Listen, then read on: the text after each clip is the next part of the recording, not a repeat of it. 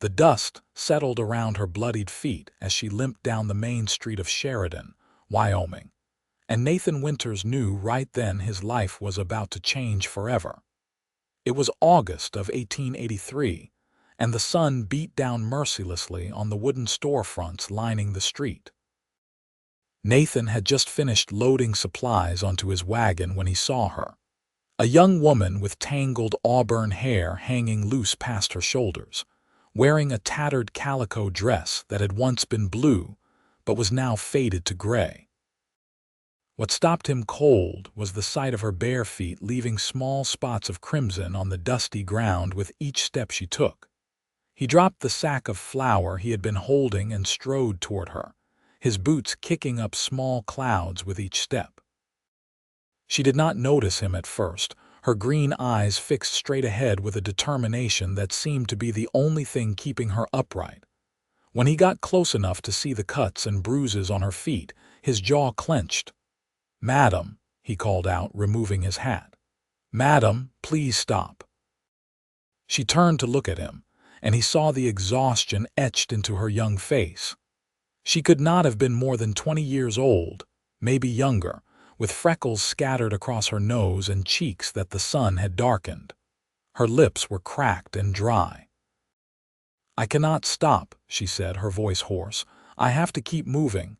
"You are hurt," Nathan said, gesturing to her feet. "Let me help you." She shook her head, swaying slightly. "I have no money to pay you." "I did not ask for money." He stepped closer and she flinched. He held up his hands. "I just want to help. My name is Nathan Winters. I have a ranch about 5 miles outside of town." "Rose Zimmerman," she whispered, and then her knees buckled. Nathan caught her before she hit the ground, scooping her up into his arms. She weighed hardly anything, and he could feel her ribs through the thin fabric of her dress. Whatever she had been through, she had not eaten properly in days, maybe weeks. "Put me down," she protested weakly, but there was no strength behind the words. "Not until I get you somewhere safe," he said. He looked around the street and saw several townspeople watching with varying degrees of curiosity and concern. Mrs. Henderson stood outside the general store, her hand pressed to her mouth. "Mrs. Henderson, could you fetch Doc Morrison?" The older woman nodded and hurried off down the street. Nathan carried Rose toward the general store, pushing through the door with his shoulder. The bell above jangled. "Good Lord," Mr. Henderson said from behind the counter. "What happened to her?" "I do not know yet," Nathan said. "Can she sit somewhere?" Mr. Henderson gestured toward a chair near the pot-bellied stove that sat cold in the summer heat. Nathan gently set Rose down, and she immediately tried to stand again. "Please," she said. "I cannot stay here. He might find me." Those words sent a chill through Nathan despite the heat. "Who might find you?" She pressed her lips together, her eyes darting toward the door. Nathan knelt in front of her, his blue eyes meeting hers. "Miss Zimmerman, I give you my word that nobody is going to hurt you while I am here. But I need to know who you are running from." Tears welled up in her eyes. "My stepfather. He runs a ranch about 30 miles north of here, near the Montana border. I ran away 3 days ago. You walked 30 miles in 3 days with no shoes." Nathan could not keep the disbelief from his voice. "I had shoes when I started," she said quietly. "They fell apart yesterday morning. The sole came right off one and the other was not far behind. I had to leave them. Mrs. Henderson bustled back in with Doc Morrison, a balding man in his 50s with spectacles perched on his nose. He carried his black medical bag and immediately went to Rose. "Let me see those feet, young lady," he said kindly. Rose hesitated, then lifted her right foot. Nathan winced at the sight. The sole was cut in several places, bruised and swollen, caked with dried blood and dirt. The left foot looked just as bad. "Mr. Henderson, I will need a basin of clean water and some clean cloths," Doc Morrison said. "Mrs. Henderson, do you have any salve?" "Of course," she said. already moving toward the back of the store. Nathan stood and walked over to the shelf where the boots were displayed. He found a pair of sturdy leather boots in what he estimated to be Rose's size, along with 2 pairs of thick wool socks. He brought them to the counter along with a canteen, a bedroll, and a wide-brimmed hat suitable for a woman. "Add these to my account," he told Mr. Henderson. "Nathan, you do not have to do that," Rose said from the chair. He turned to her. "Yes, I do." Doc Morrison cleaned her feet carefully, and Rose bit her lip to keep from crying out. When he was done, he applied salve and wrapped them in clean bandages. "You need to stay off these feet for at least a week," he said. "Longer if possible. Some of these cuts are deep enough that they could get infected if you do not take care of them." "I cannot stay anywhere," Rose said desperately. "He will find me." "This stepfather of yours," Nathan said. "What is his name?" Rose looked down at her bandaged feet. "Cyrus Black. He owns the Black River Ranch." Nathan exchanged a look with Mr. Henderson. Everyone in this part of Wyoming knew about Cyrus Black. He was a hard man who ran his ranch with an iron fist and was not above bending the law when it suited him. "What did he do to you?" Nathan asked quietly.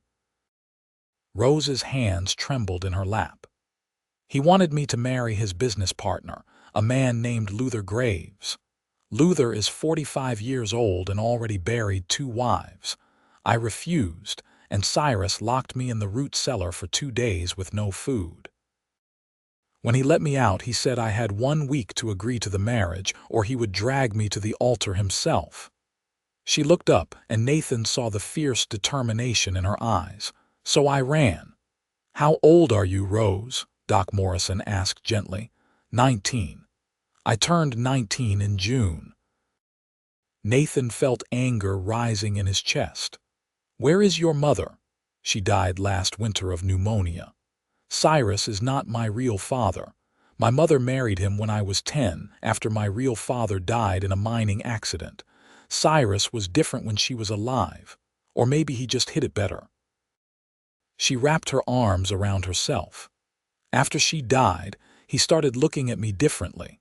Started talking about how I was a burden on the ranch and needed to earn my keep by marrying well."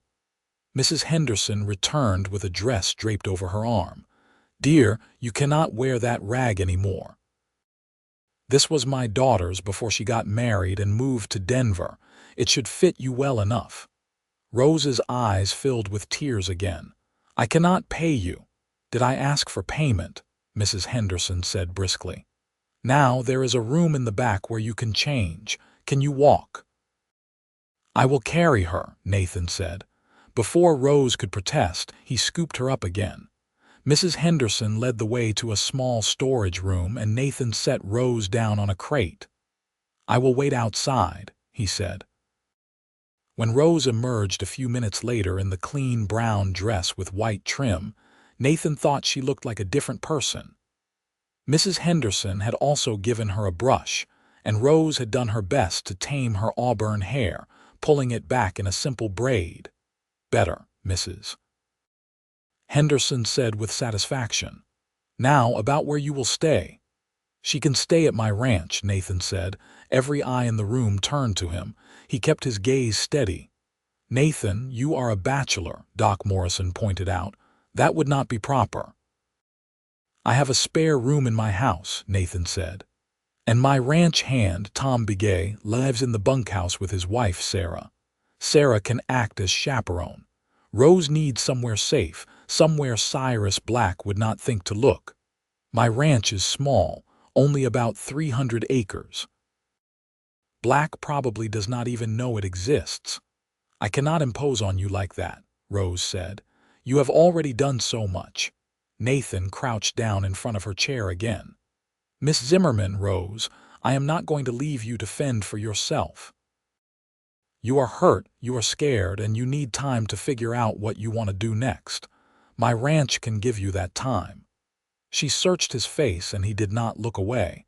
Finally, she nodded. "Just until my feet heal." "Just until your feet heal," he agreed.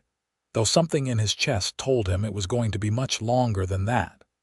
After Rose put on the new socks and boots, which Nathan had to lace for her since bending hurt her feet too much, he carried her out to his wagon. The townspeople watched with interest, but Nathan ignored them. Small-town gossip was inevitable, but right now, he cared more about getting Rose somewhere safe. He settled her on the wagon seat and climbed up beside her. "Doc, how much do I owe you?" "Nothing today," Doc Morrison said. "Just make sure she stays off those feet." Nathan nodded his thanks and snapped the reins. The horses started forward, pulling the loaded wagon down the main street and out of town. They rode in silence for the first mile. The landscape around them was typical Wyoming territory, rolling hills covered in prairie grass with the Bighorn Mountains visible in the distance. A hawk circled overhead, riding the thermal currents. "Why are you helping me?" Rose finally asked. Nathan considered the question.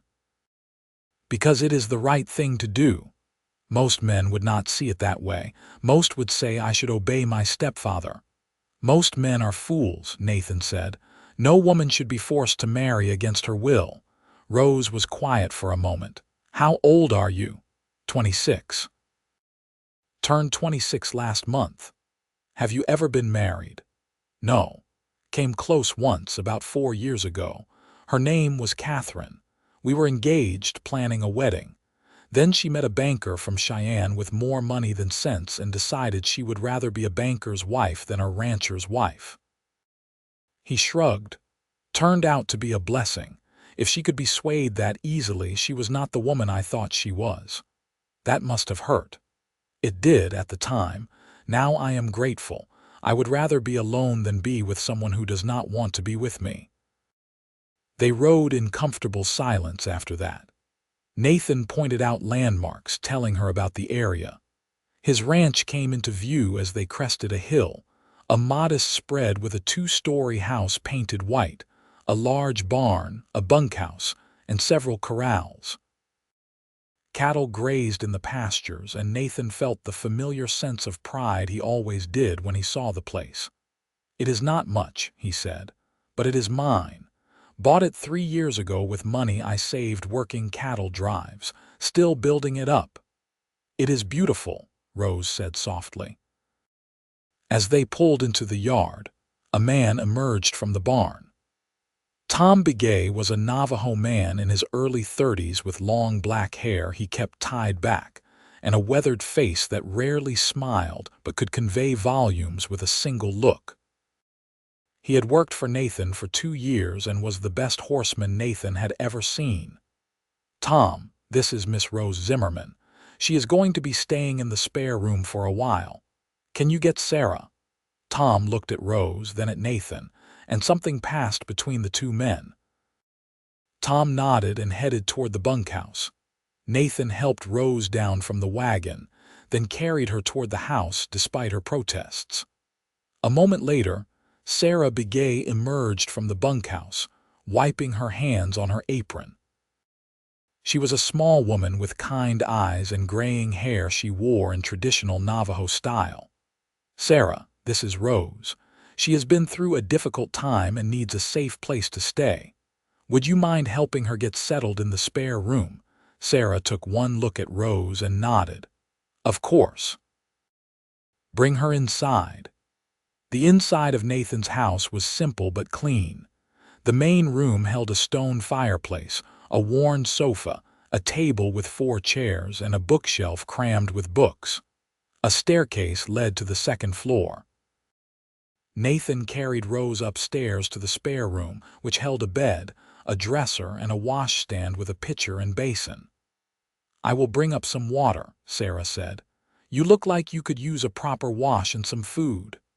"Thank you," Rose said quietly. Nathan set her down on the bed. "I will be downstairs if you need anything.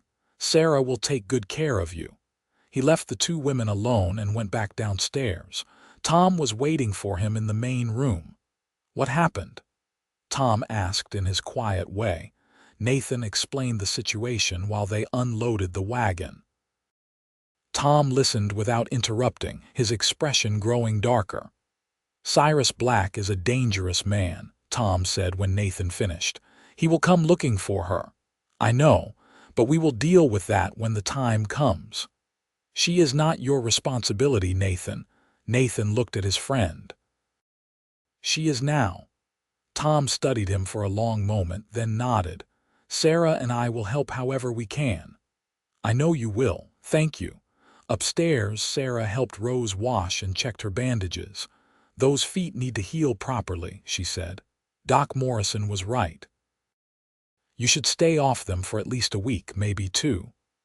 "I will try," Rose said, "but I cannot be a burden on Nathan forever." Sarah smiled. "Nathan Winters is a good man, one of the best I have known, and I have known many men in my 48 years.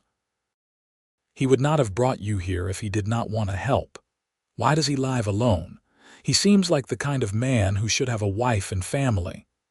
He keeps to himself mostly, works hard on this ranch. After that woman broke his heart, he buried himself in work. Tom and I worry about him sometimes." Sarah finished wrapping fresh bandages around Rose's feet, but maybe that is changing now. Rose felt her cheeks warm. "It is not like that. He is just being kind." Sarah gave her a knowing look but said nothing more. That evening, Sarah brought up a tray with stew, fresh bread, and water. Rose ate ravenously, realizing how hungry she had been. When she finished, exhaustion crashed over her like a wave. She lay back on the soft bed, so different from the hard ground she had been sleeping on, and fell asleep almost immediately. Downstairs, Nathan sat at the table with a cup of coffee, staring into the darkness beyond the window. He could not stop thinking about Rose, about the fear in her eyes when she talked about Cyrus Black, about the determination that kept her walking even when her feet were bloody and raw. "You care for her already," Tom said, appearing in the doorway. "I barely know her." "That does not answer what I said," Nathan sighed. "There is something about her, Tom, a strength. Most people would have given up, but she kept going. She chose suffering over surrender. That is a good quality in a woman, in a person." Tom poured himself coffee and sat down. "But Cyrus Black will not give up easily. If what she says is true about this marriage arrangement, there is money involved. Powerful men do not like losing what they consider theirs. She is not his. She is her own person. We know that. He does not see it that way." Tom sipped his coffee. "We should be prepared for trouble. I know. I will ride into town tomorrow, talk to the sheriff, make sure he knows the situation." "Good, I will keep watch here." Nathan nodded. They sat in companionable silence, 2 men preparing for a storm they both knew was coming. The next morning, Nathan was up before dawn as always. He did his chores, fed the animals, and checked on the cattle. When he came back to the house for breakfast, Sarah was in the kitchen cooking. "Rose is still sleeping," she said. "Her body needs rest. Let her sleep as long as she needs." Nathan washed his hands in the basin by the back door. "I am riding into town to talk to Sheriff Morrison. I should be back by afternoon. Be careful. If Cyrus Black has men looking for her, they might be watching the roads." Nathan had not thought of that, but Sarah was right. He went to his room and strapped on his gun belt, something he rarely did around the ranch.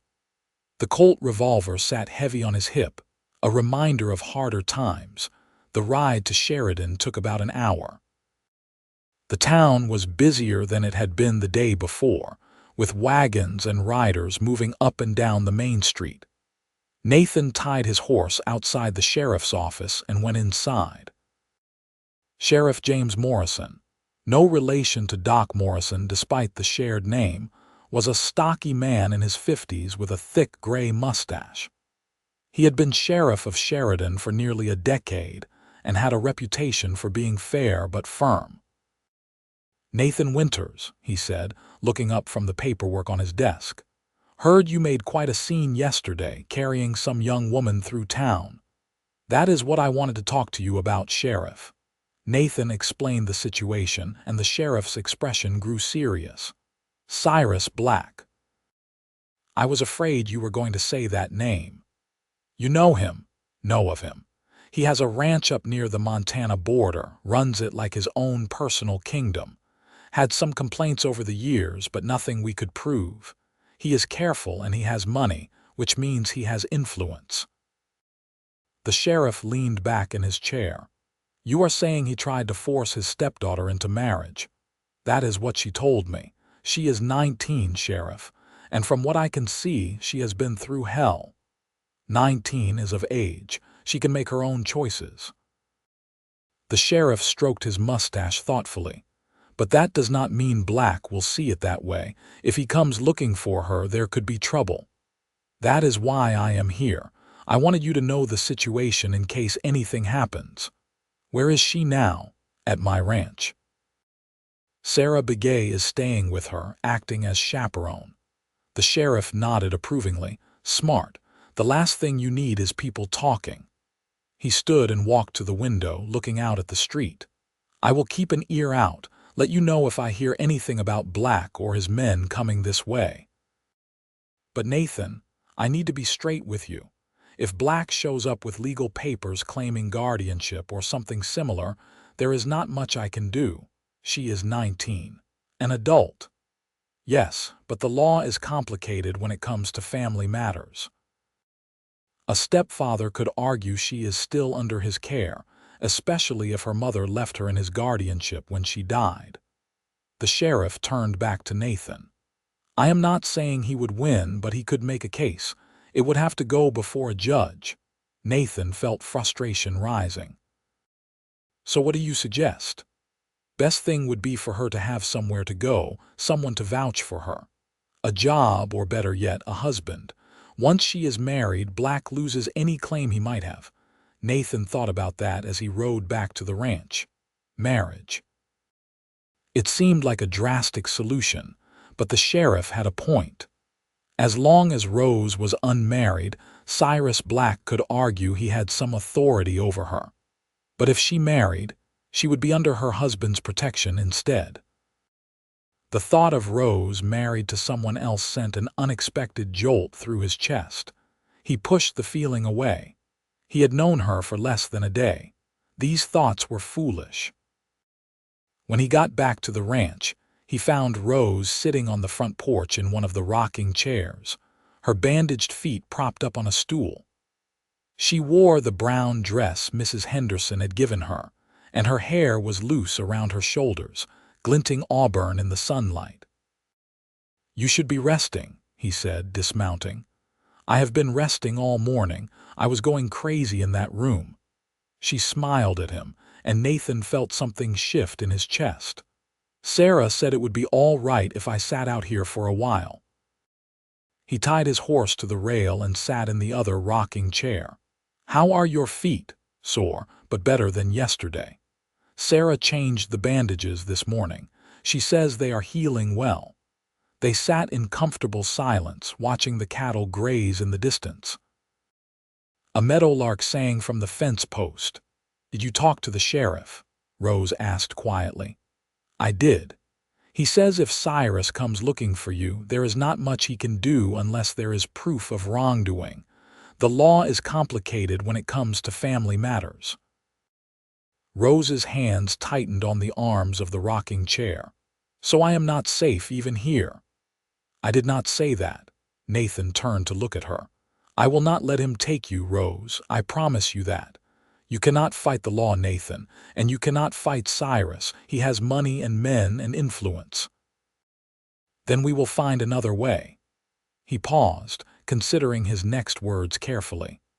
The sheriff said the best protection would be if you had a job or a husband. Once you are married, Cyrus loses any legal claim to you. Rose laughed, but it was a bitter sound. That is what he wanted in the first place, to marry me off. To a man you did not choose, a man you did not want. I am talking about you making your own choice. She looked at him, her green eyes searching his face. Are you suggesting what I think you are suggesting? Nathan felt heat creep up his neck. No, I mean not necessarily. I am just saying it is an option. If you met someone you wanted to marry, someone who could protect you. I do not know anyone here except you and Sarah and Tom. They fell silent again. Nathan's mind raced.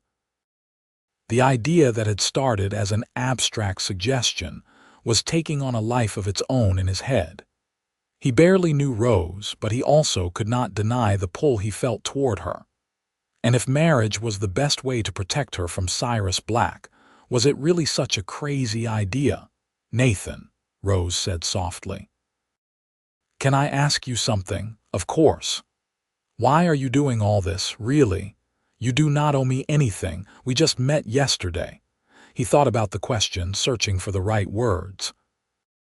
When I saw you walking down that street yesterday, barefoot and bleeding but still moving forward, something in me recognized something in you. Stubbornness, maybe, or strength. I do not know exactly, but I knew I could not just walk away. He met her eyes. And I still cannot.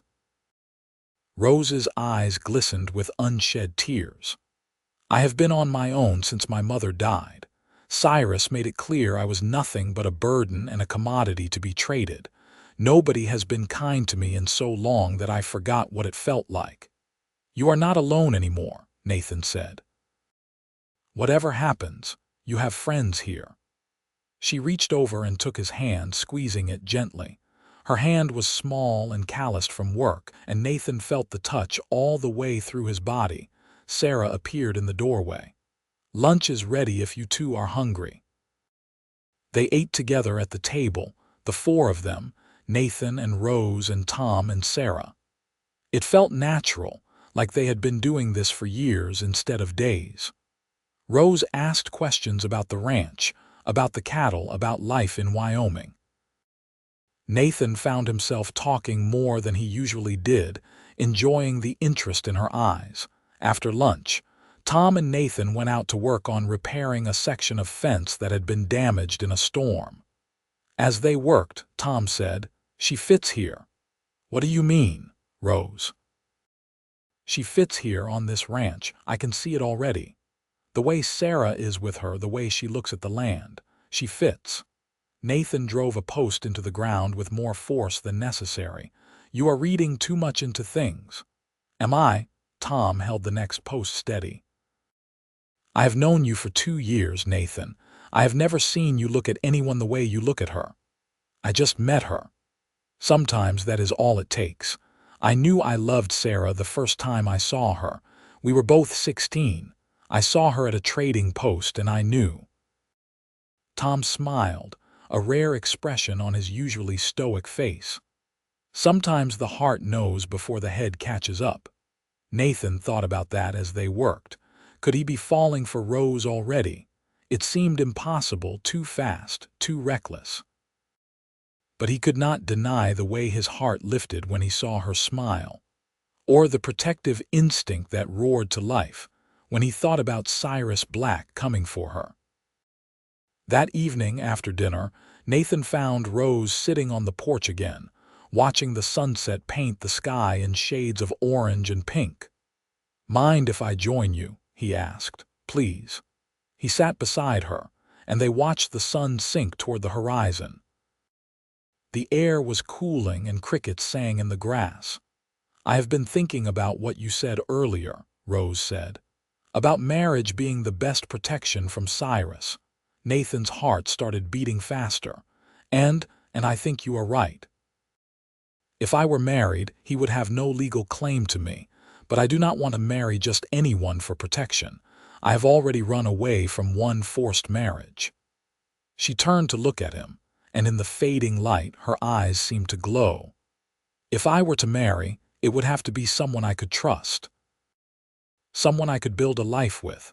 That is reasonable. Someone like you." The words hung in the air between them. Nathan's mouth went dry. "Rose, I do not want you to feel pressured into anything. I was not suggesting that you and I should get married. I was just saying it was an option in general. I know, but I have been thinking about it anyway." She twisted her hands in her lap. "I know we just met. I know this is crazy, but I also know that you are a good man, Nathan Winters. You saved me when you did not have to. You brought me to your home and gave me safety without asking for anything in return. You treat me like I matter. You do matter. Not to most people. To Cyrus, I was property. To Luther Graves, I would have been a possession, a younger wife to replace the ones he wore out and buried. But you look at me like I am a person. She took a deep breath. So I am asking you, plain and simple, would you consider marrying me? Not right away, but maybe after we have had time to know each other better. A few weeks, maybe a month, Nathan's head spun.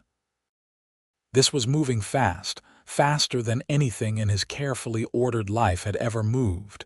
But when he looked at Rose, when he thought about her not being here on this porch with him, something in his chest ached. I would consider it, he said slowly, but I want you to be sure. This cannot be just about protection from Cyrus. Marriage is for life. It has to be about more than fear. I know. That is why I said we should take time, get to know each other. She smiled and it transformed her face. From what I can see, I think we could be happy together. But I want to be sure, and I want you to be sure too. Then we will take the time, Nathan said. We will get to know each other properly, and if at the end of it we both still think this is right, then we will talk to the preacher. Rose held out her hand and Nathan took it. They shook, formal and serious, sealing their agreement. But Nathan held on a moment longer than necessary, and Rose's fingers tightened around his. The next few weeks fell into a pattern. Rose's feet healed slowly under Sarah's careful attention. She started spending more time out of bed, helping Sarah with cooking and mending. Nathan found excuses to be around the house more often, showing her the ranch, teaching her about the cattle and the horses. They talked, endlessly. Rose told him about her childhood, about her real father who had been a gentle man with a love for music. She told him about her mother, about how she had withered under Cyrus's cold authority. She told him about the loneliness of the past year, trapped on a ranch with a man who saw her as nothing but a means to an end. Nathan told her about his own childhood, growing up in Kansas, the son of a farmer. He told her about coming west after his parents died of cholera, about working cattle drives to save enough money to buy his own land. He told her about his dreams for the ranch, how he wanted to build it into something that would last. They discovered they both loved reading and spent evenings on the porch while Nathan read aloud from his collection of books. Rose had a quick mind and a sharp wit that surprised him with its humor. She made him laugh more than he had in years. Sarah watched them with approval, and Tom said nothing but occasionally gave Nathan knowing looks. 3 weeks after Rose arrived, Nathan rode into town for supplies. He was loading sacks of grain onto his wagon when he noticed 3 men watching him from across the street. They were rough-looking, with the hard eyes of men used to violence. One of them, a tall man with a scar running down his cheek, nudged his companion and pointed at Nathan. Nathan finished loading his wagon, aware of their scrutiny. He went into the general store and found Mrs. Henderson behind the counter. "There are 3 men across the street," he said quietly. "Do you know them?" Mrs. Henderson glanced out the window and her expression tightened. "They rode in this morning, asking questions about a young woman who came through town a few weeks ago. A woman with auburn hair traveling alone." Nathan's blood ran cold. "What did you tell them?" "Nothing. Nobody did. We all told them we had not seen anyone like that." She looked at Nathan with concern. "But they are not leaving. They have been asking at every store, every saloon." "Someone will talk eventually. People do when money is involved." "How much money?" "They are offering $50 for information leading to her whereabouts." $50 was a fortune to most people in Sheridan. Nathan's mind raced. He had to warn Rose, had to prepare. "Thank you, Mrs. Henderson." He gathered the rest of his supplies quickly. As he was loading the last items onto his wagon, one of the three men approached him. "You Nathan Winters?" the scarred man asked. "Who is asking?" "Name is Garrett. I work for Cyrus Black." Garrett smiled, but it did not reach his eyes. "We are looking for someone. A young woman, about 19, auburn hair. We heard you were seen carrying a woman through town a few weeks back." "I helped someone who was injured," Nathan said carefully. "Took her to Doc Morrison. And where is she now? I do not know." "She left town after the doctor looked at her feet." Nathan climbed onto the wagon seat. "If that is all, I have work to do." Garrett's hand shot out and grabbed the wagon rail. "You are lying." Nathan looked down at him. "Take your hand off my wagon. We know she is at your ranch." "We have been asking around. People say you live alone, but now you have a woman staying with you. Seems mighty convenient." "What I do on my ranch is my business." Nathan's hand moved closer to his gun. "Now step back." Garrett glanced at the gun and released the wagon. "Mr. Black wants his daughter back. He is willing to pay good money for her return, no questions asked. $100. She is not his daughter. She is his stepdaughter, and she is 19 years old enough to make her own choices. Mr. Black sees it differently. And he is a powerful man. You do not want him as an enemy." Garrett stepped back. "Think about it. $100. That is a lot of money for a small rancher like you." Nathan snapped the reins and the wagon lurched forward. He drove out of town faster than was safe, his mind churning. Cyrus Black's men were here, and they knew Rose was at his ranch. It was only a matter of time before they came for her. When he got home, he found Rose and Sarah in the garden behind the house, picking vegetables. Rose's feet had healed enough that she could walk normally now, though she still wore the boots Nathan had bought her. "Rose, Sarah, we need to talk. Inside." The urgency in his voice brought them both to their feet immediately. In the house, with Tom present as well, Nathan explained what had happened in town. Rose's face went pale. "He sent men," she whispered. "I knew he would not give up, but I foolishly hoped." "They are offering money for information about you," Nathan said. "It is only a matter of time before someone talks. Then I need to leave. If I go, they will follow me and leave you alone." "No," Nathan's voice was firm. "You are not going anywhere alone." "He is right," Tom said. "If you run now, they will catch you within a day. You cannot outrun them." Rose looked at Nathan with desperate eyes.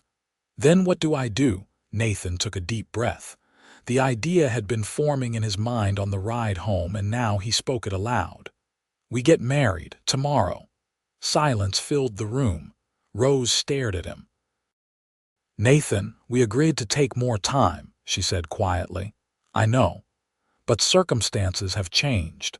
If you are my wife, Cyrus loses any legal claim to you. He cannot force you to do anything. And more importantly, he cannot take you from here without going through me." "This is not how I wanted it to happen," Rose said, but Nathan could see the hope in her eyes fighting with her hesitation. "I know. But Rose, these past 3 weeks, getting to know you, they have been the best weeks I have had in years. Maybe ever. I was not sure before, but I am sure now. I want to marry you, not just to protect you from Cyrus, but because I want you in my life.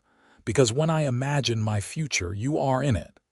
He took her hands in his. "I am not saying this just because of the men in town. I am saying it because it is true." Tears spilled down Rose's cheeks. "Are you sure? Once we do this, there is no going back." "I am sure. The question is, are you?" Rose looked at their joined hands, then back at his face. "Yes. Yes, I am sure. I have been falling for you since the moment you stopped me on that street and refused to let me keep walking. You are kind and strong and good. You make me feel safe. You make me feel valued." She smiled through her tears. "Yes, Nathan Winters, I will marry you tomorrow." Sarah clapped her hands together. "Then we have work to do. Rose needs a proper dress, and we need to arrange everything with the preacher." The rest of the day passed in a blur of preparation. Sarah altered one of her own dresses for Rose, a simple but beautiful dress in dark green that brought out the color of Rose's eyes. Tom rode into town to speak with Reverend Matthews, the circuit preacher who served several small towns in the area and happened to be in Sheridan that week. That evening, Nathan and Rose sat on the porch together as the sun set. Tomorrow they would be married. The thought still seemed unreal. "Are you nervous?" Rose asked. "Terrified," Nathan admitted. "But in a good way, I think." "Me too." She leaned her head on his shoulder and Nathan put his arm around her. They had not been this physically close before, and the warmth of her against him felt right. "Rose, I need to tell you something. I am not a rich man. This ranch, it is all I have. I work hard and we do all right, but there are no guarantees. Some years are good, some are lean. It is not an easy life." "I did not expect easy," Rose said. "I expect real, I expect honest. And I expect a partner who treats me with respect. That is all I need." Nathan tightened his arm around her. "You will have all of that, I promise." They sat together until the stars came out, neither wanting the moment to end. The next morning dawned clear and bright. Nathan dressed in his best suit, a dark wool suit he had bought in Cheyenne and had worn only a handful of times. He looked at himself in the mirror and barely recognized the nervous man staring back. A knock on his door revealed Tom, also dressed in his best clothes. "Are you ready?" "As ready as I will ever be." They rode into Sheridan together, Nathan, Tom, Rose, and Sarah in the wagon. Rose wore Sarah's altered green dress and had woven wildflowers into her hair. She looked beautiful, and Nathan could not stop looking at her. The church was a simple white building at the end of Main Street. Reverend Matthews, a kindly man in his 60s, waited for them inside. "I understand this is somewhat sudden," he said to Nathan and Rose. "Are you both certain this is what you want?" "Yes," they said in unison. "Very well then. Let us proceed." The ceremony was simple and short. Sarah and Tom stood as witnesses. When Reverend Matthews asked Nathan if he took Rose to be his lawfully wedded wife, Nathan's voice was strong and clear. "I do." When Rose said the same, her voice was soft but steady. "Then by the power vested in me, I pronounce you husband and wife. You may kiss your bride." Nathan cupped Rose's face gently in his hands and kissed her. It was their first kiss, soft and sweet and full of promise. When they pulled apart, both of them were smiling. They signed the marriage certificate, making it legal and binding. Nathan felt relief wash over him. Rose was safe now. Cyrus Black could not touch her. As if summoned by the thought, they emerged from the church to find Garrett and his two companions waiting across the street. Garrett's expression turned dark when he saw Nathan and Rose together, saw the flowers in her hair and the joy on her faces. "Well," Garrett called out, "that is an interesting development." Nathan put himself between Rose and the three men. "My wife and I are leaving now. I suggest you do the same." "Your wife," Garrett laughed, but there was no humor in it. "That was quick. Almost like you knew we were coming. Rose is free to marry who she chooses, and she chose me. Mr. Black is not going to be happy about this." "Mr. Black's happiness is not my concern. His stepdaughter is now my wife. He has no claim to her." Garrett's hand moved toward his gun, and Nathan's hand moved to his own. Tom stepped up beside Nathan, his own hand ready. The tension stretched tight as a wire. Sheriff Morrison appeared from his office, moving quickly to stand between the two groups. "Gentlemen, I will not have gunplay in my town. Garrett, you and your men need to move along." "This is not over," Garrett said, staring at Nathan. "Yes, it is," Nathan replied. "Rose made her choice. Tell Cyrus Black that she is married and happy. Tell him to leave her alone." Garrett spat in the dust and jerked his head at his companions. The three of them mounted their horses and rode out of town heading north. Sheriff Morrison walked over to Nathan and Rose. "Congratulations on your marriage. I will file this with the county. Everything is legal and binding. If Black or his men show up at your ranch making trouble, you send for me immediately." "Thank you, Sheriff." They climbed back into the wagon and Nathan drove them home. Home. Rose was his wife now. She was part of his life, part of his future. The thought filled him with a mixture of joy and terror. When they arrived at the ranch, Sarah had prepared a special dinner to celebrate.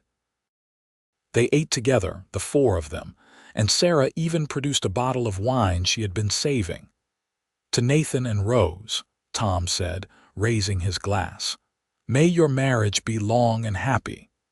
They drank to that, and Nathan felt the warmth of the wine and the warmth of belonging wash through him.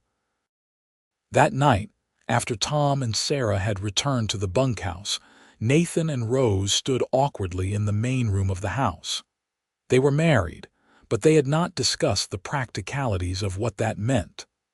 "I can stay in the spare room if you are more comfortable with that," Rose said quietly.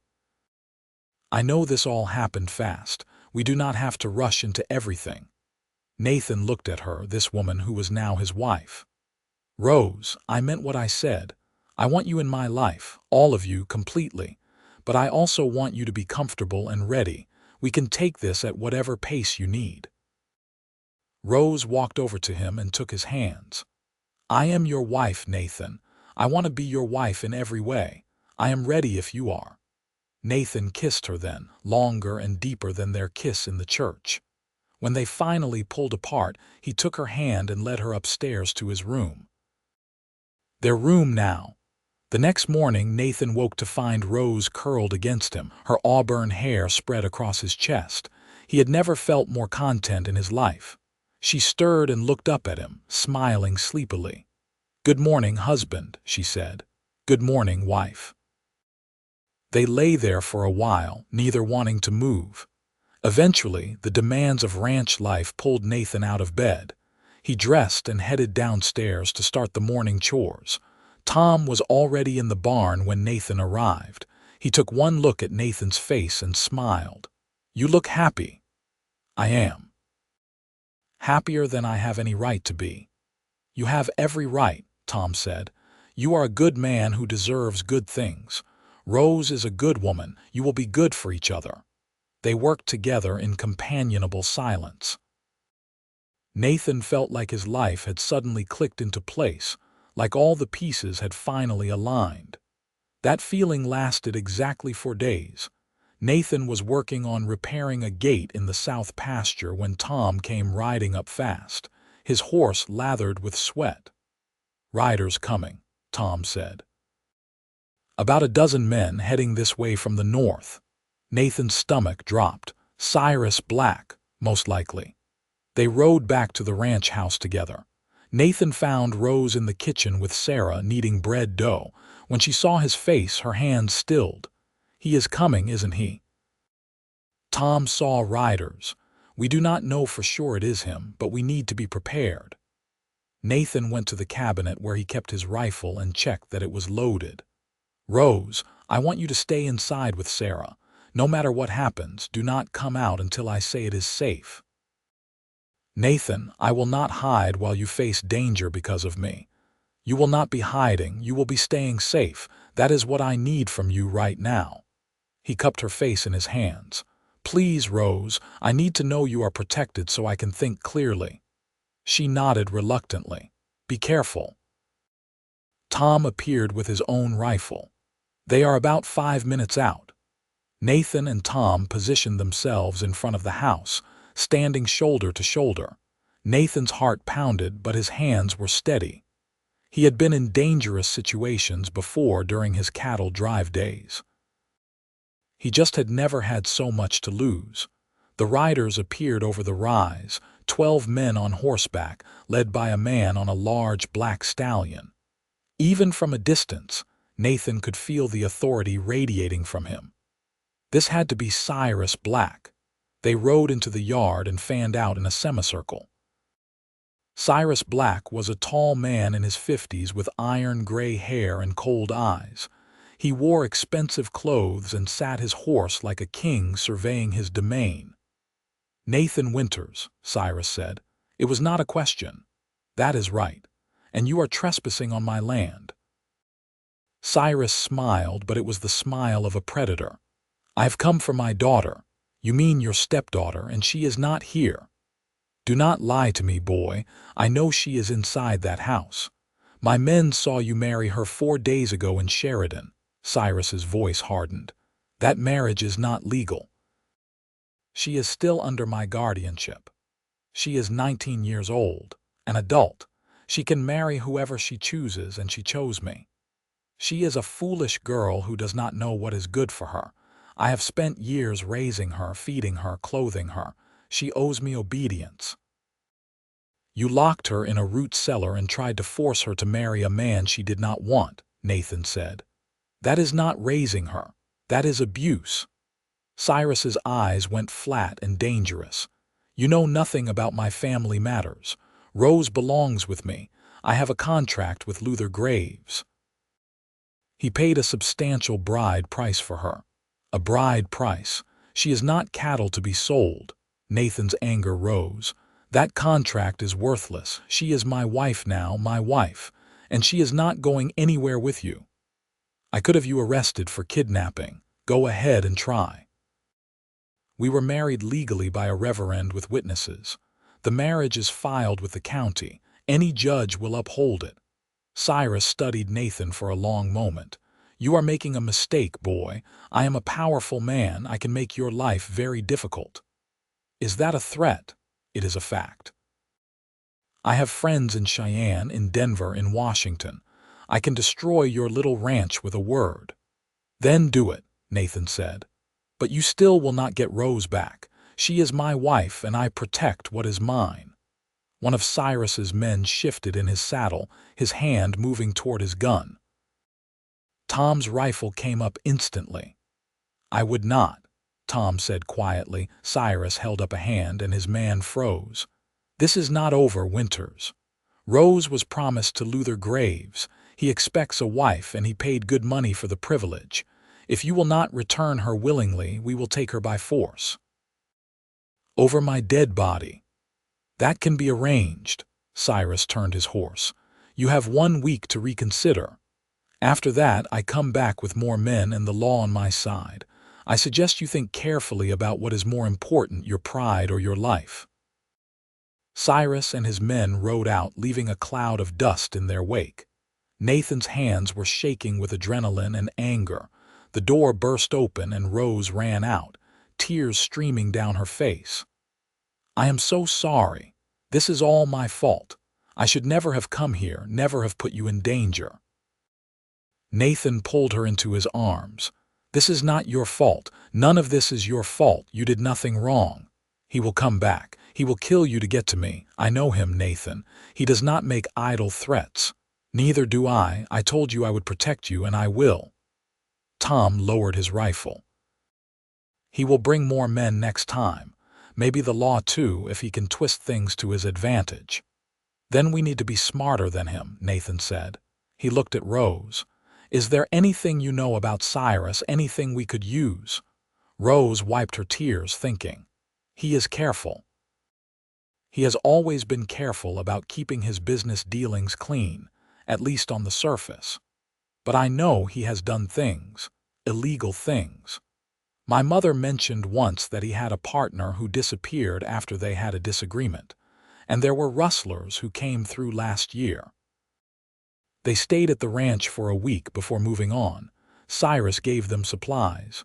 Did you see this?" "Yes. I heard them talking. They had stolen cattle from ranches in Montana and were moving them south to sell. Cyrus took a cut of the profits." "If you testified to that, it could put him in prison," Nathan said. "But it would be my word against his. And I am his stepdaughter who ran away. Who would believe me?" Tom spoke up. "I might know someone who would listen. There is a U.S. Marshal named John Crawford who operates out of Cheyenne. He is investigating cattle rustling operations in Montana and Wyoming. If Rose's information is good, he would want to hear it. "How do you know this Marshall?" Nathan asked. Tom was quiet for a moment. "Before I came here, before I met Sarah, I was involved with some people who were not good.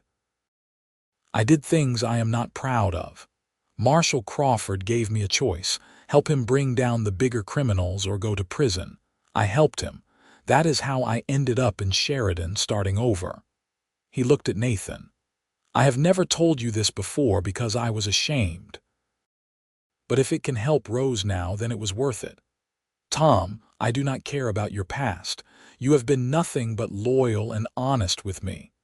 Nathan clapped his friend on the shoulder. "Can you contact this Marshall? I can send a telegram from town. If he is still in Cheyenne, he could be here in a few days. Do it. Tomorrow morning." That night Nathan and Rose lay in bed, neither of them sleeping.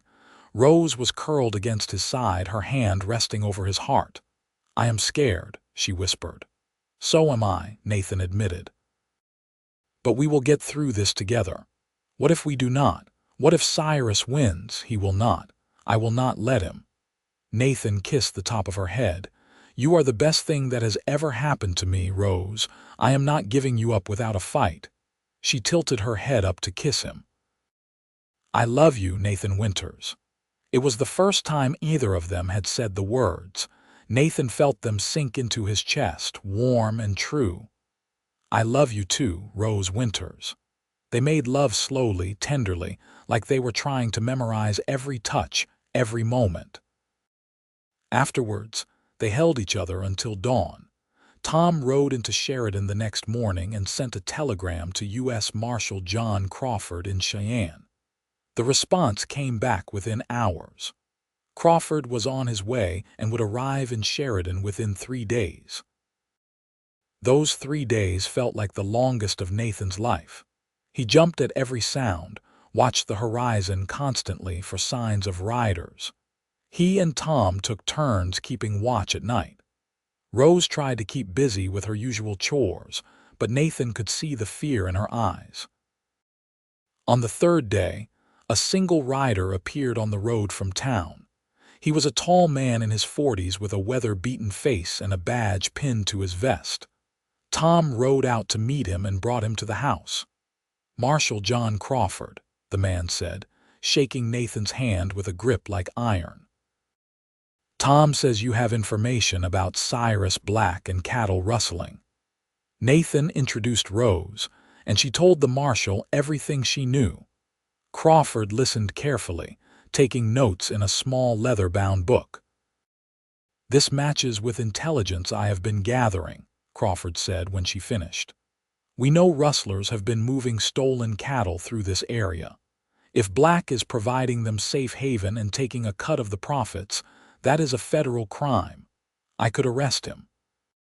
"But you need more than just my testimony, do not you?" Rose said. "It would help to have corroboration or physical evidence. Do you know the names of any of these rustlers?" Rose thought hard. "One of them was called Dutch. Another was called Slim. I never heard their real names." Crawford's eyes lit up.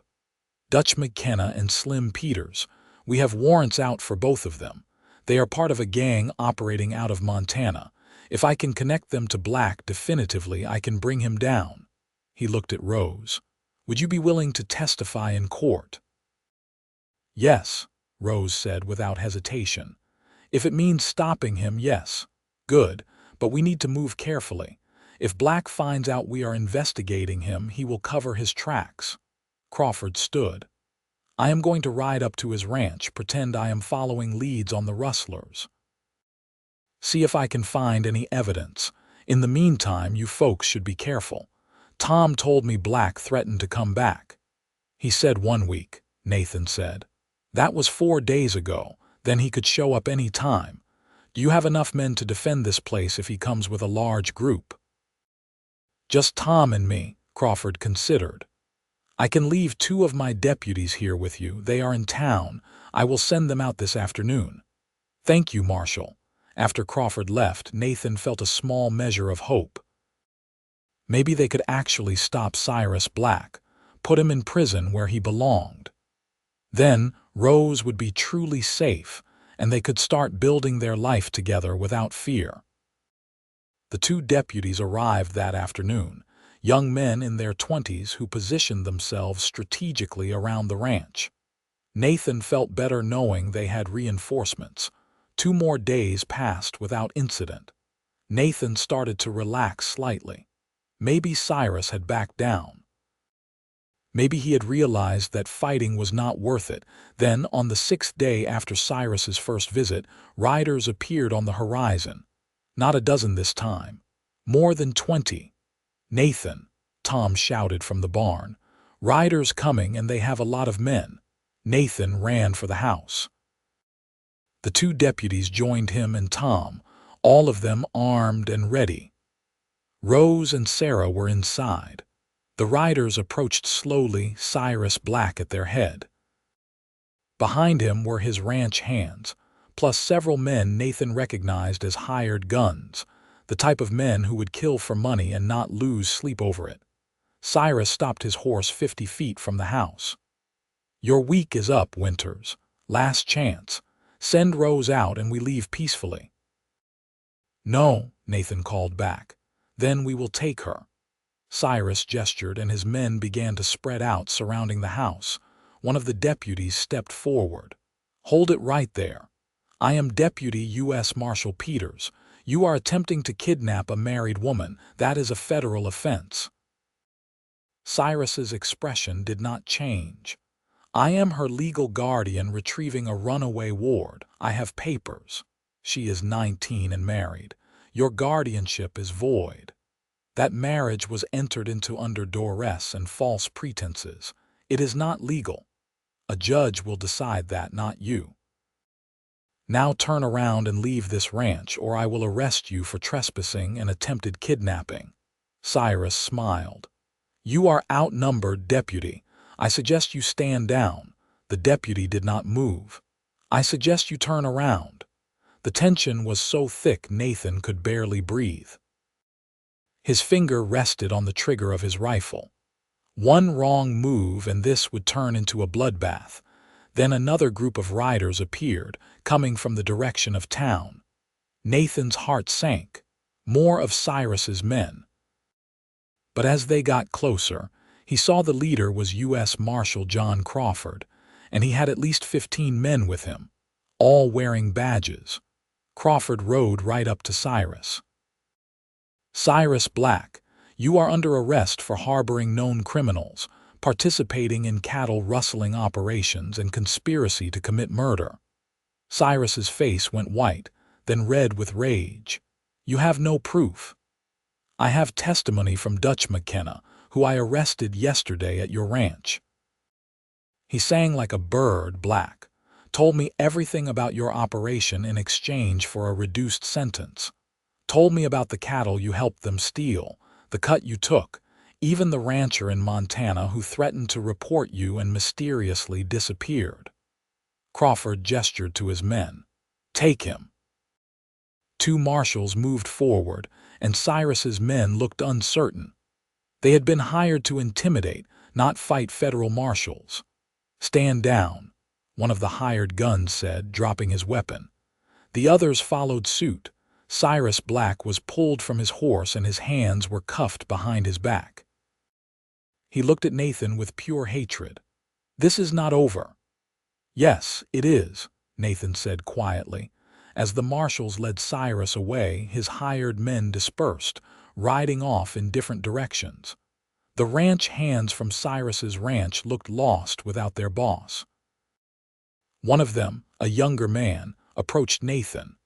"What happens to the Black River Ranch now?" "That is not my concern," Nathan said, "but I imagine the government will seize it as part of the criminal proceedings." The ranch hands rode off, and suddenly the yard was quiet. Nathan lowered his rifle, his hands shaking with the aftermath of adrenaline. Rose burst out of the house and ran to him.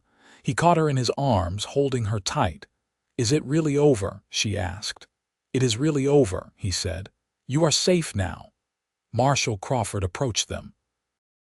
"Rose, you will need to testify at the trial, But with Dutch McKenna's testimony and the evidence we found at Black's ranch, the conviction is pretty much guaranteed. Black is going to prison for a long time.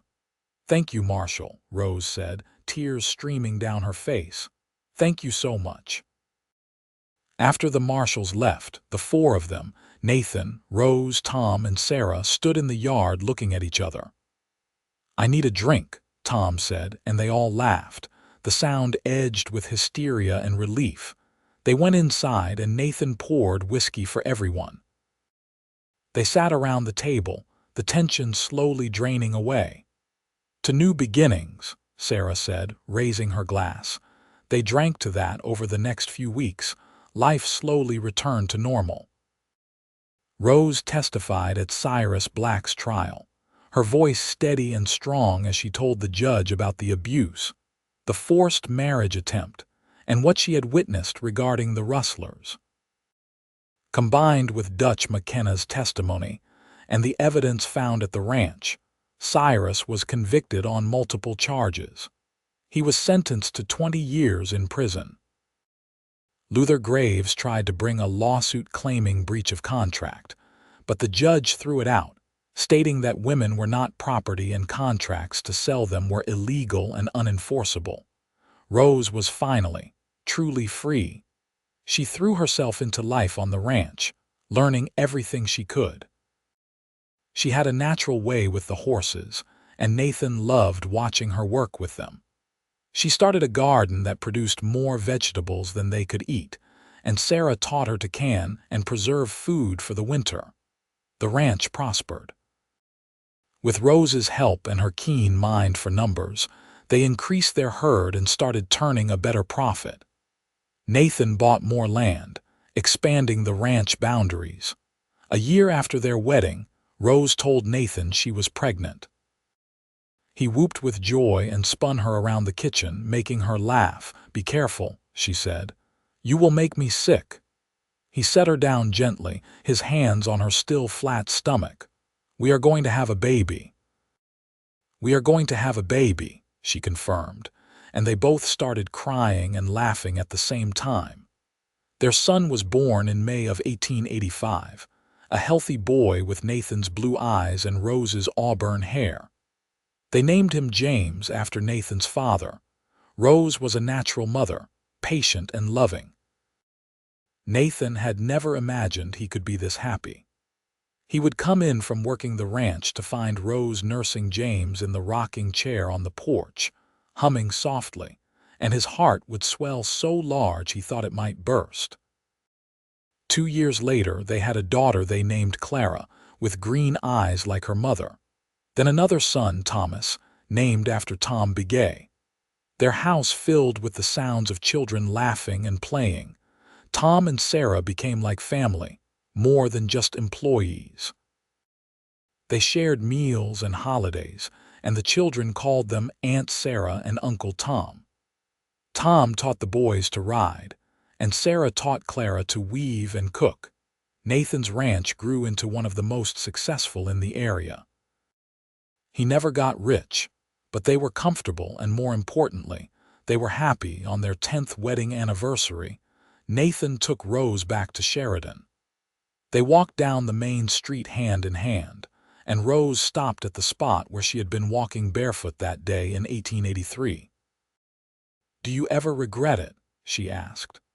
"Taking a chance on a desperate woman you did not know?" Nathan pulled her close. "Not for a single second. You are the best thing that ever happened to me, Rose Winters. That day I saw you walking down this street was the luckiest day of my life." She kissed him there on the street, not caring who saw. "I was so scared that day. I thought my life was over. I never imagined I could be this happy." "We make our own happiness," Nathan said, "and we make it together." They visited the general store where Mr. and Mrs. Henderson still ran things, though they were older and grayer now. Mrs. Henderson hugged Rose like a daughter. "We heard your ranch is doing wonderfully," she said. "We are so proud of you both." They had dinner at the hotel, just the two of them, while Sarah and Tom watched the children. It felt like a luxury to have time alone together. That night, lying in the hotel bed, Rose traced patterns on Nathan's chest. "I have something to tell you." "What is it?" "I am pregnant again." Nathan sat up so fast he nearly knocked her over. "Again? Really?" She laughed. "Really." "Are you happy?" "Happy. I am over the moon." He kissed her soundly. "How many children do you want, Rose Winters?" "However many God gives us," she said. "I want a big family, a loud, messy, beautiful family." "Then that is what we will have." Their fourth child was another girl, Lily, born in 1894. She was their last baby, and Rose said 4 children were perfect. The children grew up strong and healthy, running wild on the ranch, learning to work hard and value family. James grew into a tall young man who loved the land as much as his father did. Clara was fierce and independent, more comfortable on a horse than in a dress. Thomas was quiet and thoughtful, always reading. Lily was the baby, spoiled by everyone but sweet-natured despite it. Nathan and Rose grew older together, their love deepening with each passing year. They had their challenges, hard winters and dry summers, sick cattle and broken fences, but they faced everything together. Tom and Sarah grew old on the ranch too. When Tom's health began to fail in his 60s, Nathan made sure he and Sarah would be taken care of for the rest of their lives. They were family, and family took care of each other. On a warm summer evening in 1910, Nathan and Rose sat on the porch in their rocking chairs, the same ones they had sat in when they were first getting to know each other. They were in their 50s now, their hair streaked with gray, their hands weathered from work. James ran the day-to-day operations of the ranch now, having grown into a fine rancher. Clara had married a blacksmith in Sheridan and had given them 3 grandchildren. Thomas was studying law in Cheyenne, planning to come back and help protect ranchers from the big cattle companies. Lily, at 16, was still at home, though Nathan suspected not for much longer given the way the neighbor's son looked at her. "You remember the first time we sat in these chairs?" Rose asked. "I remember everything about those early days," Nathan said. "I remember being terrified I was making a mistake, moving too fast." "Were we moving too fast?" "No, we were moving exactly as fast as we needed to. Sometimes you just know and you have to trust that knowing." Rose reached over and took his hand. "I was so lost when you found me. I did not think I would ever feel safe or happy again. Thank you for saving me." "We saved each other," Nathan said. "You gave me a reason to build something bigger than just a ranch. You gave me a family, a purpose. You made me whole." They sat in comfortable silence, watching the sun set over the land they had built together. The cattle lowed in the distance, and somewhere in the house, Lily was playing the piano, the music drifting out through the open windows. "I love you, Nathan Winters," Rose said. "I have loved you from the moment you bought me those boots and refused to let me keep walking. And I love you, Rose Winters. I will love you until the day I die and beyond." As the stars came out one by one, they sat together, 2 people who had found each other against all odds and built a life filled with love, family, and happiness. The ranch would go on after them, passed down through their children and their children's children. But the real legacy was not the land or the cattle. It was the love they had built, the family they had created, and the proof that sometimes the most beautiful things in life start with a single act of kindness. Nathan and Rose lived into their 70s, a remarkable age for their time. They saw all their children married and settled. They welcomed grandchildren and even a few great-grandchildren. When Nathan died peacefully in his sleep in 1925, Rose held his hand. She followed him 6 months later, unable to imagine life without her partner, her love, her best friend.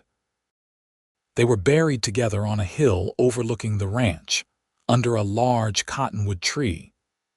Their children gathered there every year on the anniversary of their wedding, telling stories about the couple who had started with nothing but each other and built an empire of love. The ranch still stood, passed down through the generations, a testament to what two people could build when they chose love over fear, hope over despair, and each other over everything else. And sometimes, on quiet summer evenings, people swore they could see two figures sitting on the porch in rocking chairs, holding hands and watching the sunset together, just as they had done for more than 40 years. The story of Nathan and Rose became legend in Sheridan, Wyoming. The story of the cowboy who bought a barefoot woman boots and carried her home, only to discover that home was not a place but a person. And love was not something you fell into, but something you built, day by day, choice by choice, together.